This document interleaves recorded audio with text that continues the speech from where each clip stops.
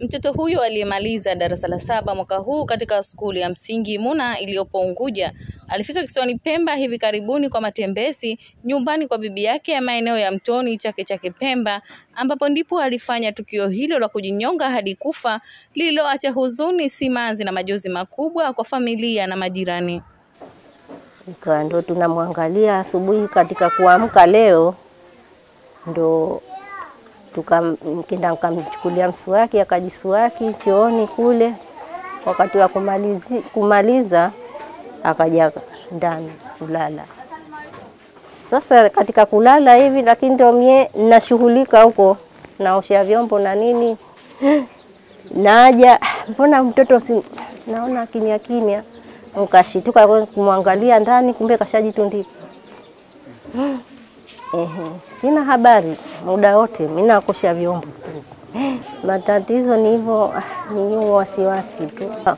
Kaambiwa aje naye kwa vile hali yake si nzuri, aje apumzike kwa bibi yake. Ambao kuwa ni mchangamfu.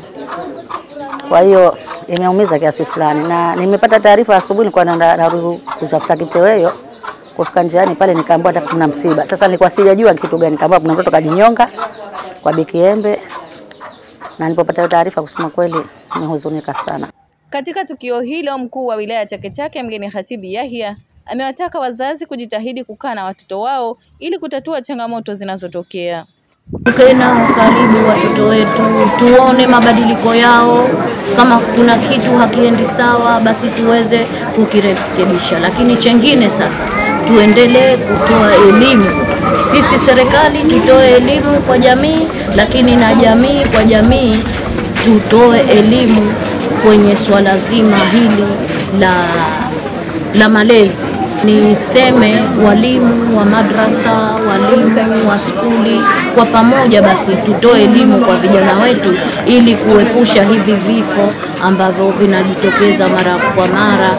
Akithibitisha kutokea kwa tukio hilo, kamanda wa polisi mkoa wa Kusini Pemba Abdallah Hussein Musa amekiri kupokea taarifa hiyo majira ya asubuhi, ambapo mwili wa marehemu umefanywa uchunguzi na wataalamu wa afya katika hospitali ya wilaya Vitongoji na kukabidhiwa kwa jamaa zake.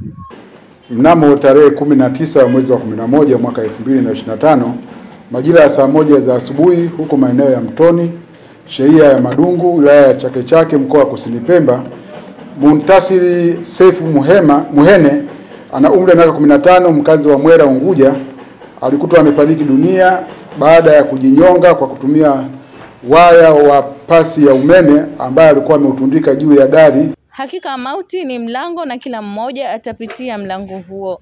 Siku na saa inabaki kuwa siri ya Mungu.